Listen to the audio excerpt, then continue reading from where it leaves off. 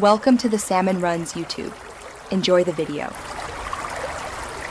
You start by verifying your operating system and enabling the keyboard viewer. This ensures the digital keyboard integrates with system input.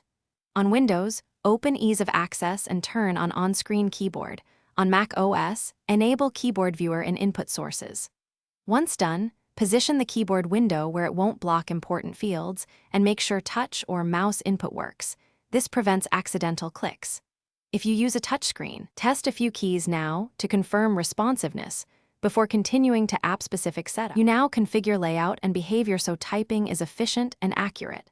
Select QWERTY or another layout and customize key size or placement if the viewer allows. This reduces missteps.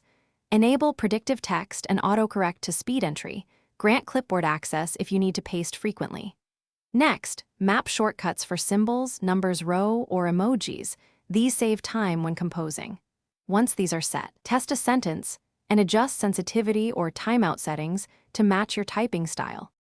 You finish by using the digital keyboard in real tasks and confirming stability across apps. Open a browser, a text editor, and a chat app.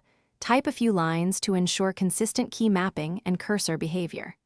Save or export any custom layout so you can restore it later, and make a note of where toggle controls reside. If you encounter lag, restart the keyboard process, check for OS updates, and update or reinstall input drivers.